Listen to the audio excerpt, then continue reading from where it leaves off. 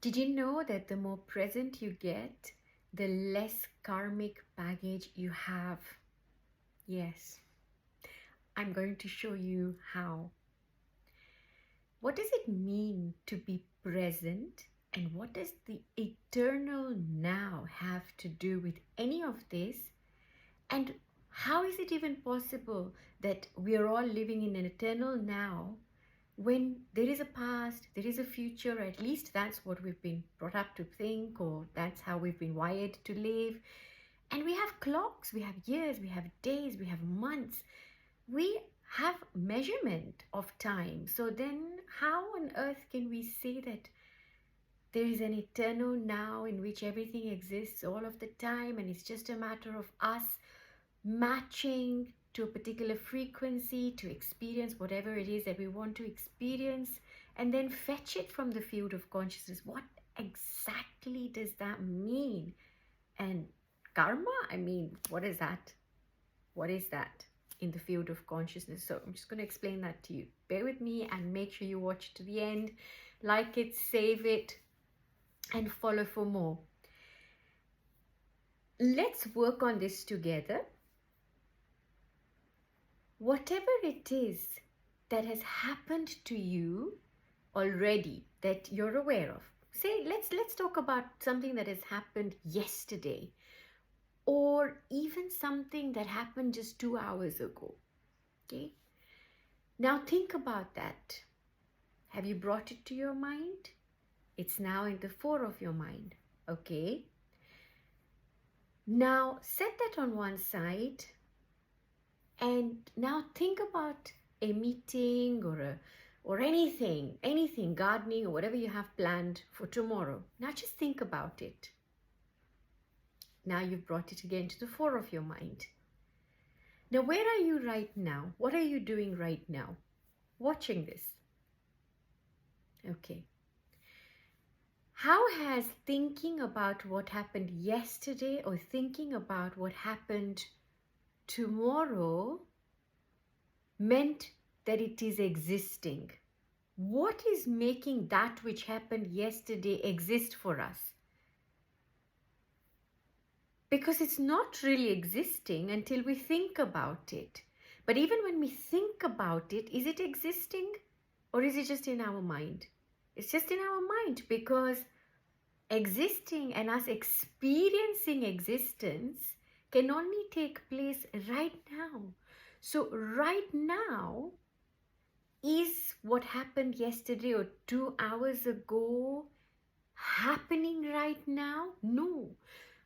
So what is keeping us connected to yesterday?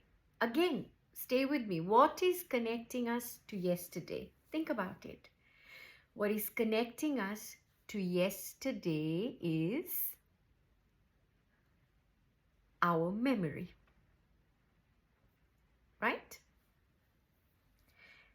Now, when we have a memory and we hold on to the memory so that an impression that is impressing upon us is then solidified. Okay? When it solidifies inside of us, it creates matter and therefore creates a little bit of density to something that wasn't dense, something that wasn't so heavy. Now suddenly we have density. Now, when there is that density, it brings us closer to gravity, closer to earth. There is a pull that sits because there is that heaviness. So you're not floating, you start to sink. So the only thing connecting us to what has happened and our concept of a past is our memory.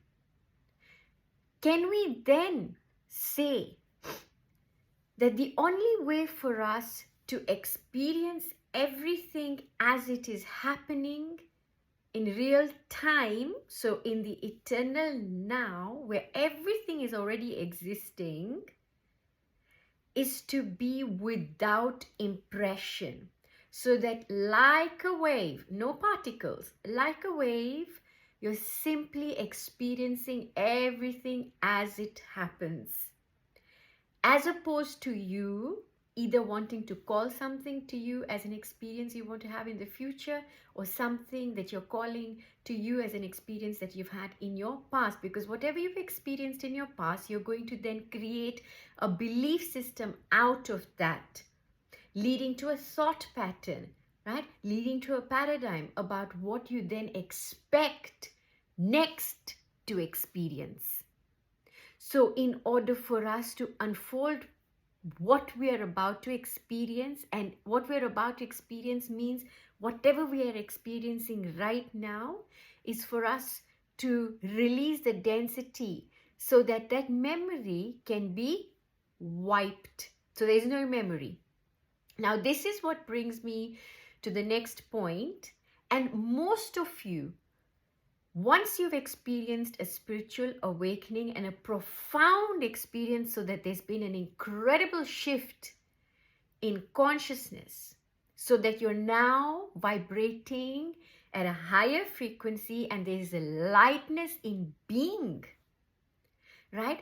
At this stage, what is the one thing that you might find happening to you a lot? Losing memory, right? So whatever is no longer needed, it's no longer active, it's no longer dense enough to weigh you down, so that you're not just a wave, but you literally become this rock and you're being weighed down. It is not active. It's not active, right? So it's gone. But all of that which you're still connected to by way of association, identity, and that you are very much entwined, you're intertwined with all of this, that has created a concept of this is who I am, based on whatever impressions that then led to experiences, that then led to thoughts and belief systems, and you know the story. Now, as a result, we've carved out who we think we are. And on that basis, we continue to experience everything in this eternal now, because everything is happening right now. It is not that it's happening yesterday or today or tomorrow. All of these are concepts born of body consciousness. And body consciousness comes when the elements in us become heavier and heavier. So the ether in us is reduced, and all the other elements like the earth element, all of the rest of the elements become more dense. Now, in space healing, for example, now space healing is a technology that heals your space on the outside and creates harmony between the outside and the inside. And one of the things that we say in space healing, the southwest direction is connected to density, it's connected to earth, right? It's what pulls us down, it's what brings stability, it's what is creating the feet. So when your feet are in the ground and they're totally in the ground, but there is nothing up there, so that it's all now turning into density throughout. So there's a lot of earth, so there's not a lot of movement, right? Whereas there's movement in air, there's movement in water, and when they're in the proportion so that there is a lot of fluidity, you'll find that you are naturally in this here and now. So you're not occupied with what happened in the past or that which is yet to come. Please stay tuned on the second, maybe even third part of this Eternal Now series, where I'm hoping to dispel a lot of illusions around in this topic.